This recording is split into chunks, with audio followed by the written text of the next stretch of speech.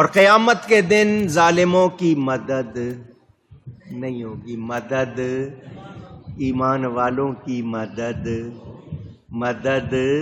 ہوگی۔ ماں اپنے اکلوتے بچے کو بھول جائے گی، نبی اپنے غلام کو۔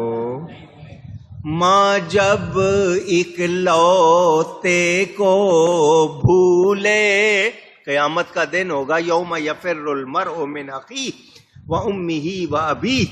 ماں کہے گی بیٹا میں نے تجھے 9 مہینے پیٹ میں رکھا، تکلیفیں اٹھائی ہوں، کہے گا میں آج تمہاری کوئی مدد نہیں کر سکتا۔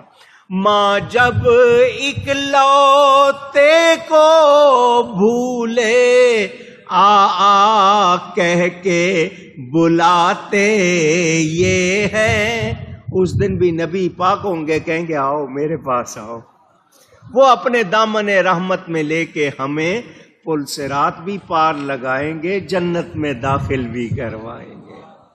اور فرمایا لا ارضی لو احد من امتی فی النار، میرا ایک امتی بھی دوزخ میں رہ گیا، میں راضی نہیں ہوں گا۔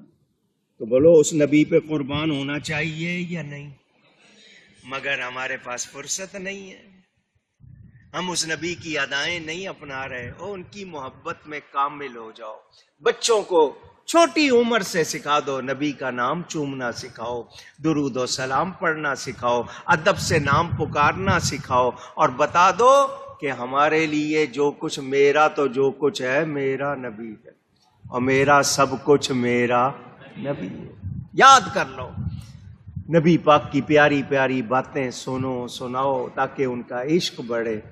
لیکن ہمارے پاس فرصت، ناول دیکھ رہے ہیں، ڈرامے دیکھ رہے ہیں، فلمیں دیکھ رہے ہیں، ہر وقت جناب فیس بک دیکھ رہے ہیں، نبی کے بیان کو نہیں دیکھا، بس ہر وقت فیس بک دیکھ رہے ہیں۔ یہ کیوں دیا کھلونے؟ تمہارے اندر سے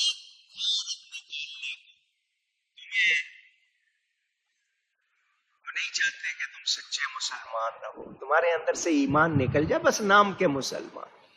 آیا کوئی بڑی رات جاگ لی، کوئی 1 مہینہ تھوڑا سا کر لیا، باقی لگے رہو۔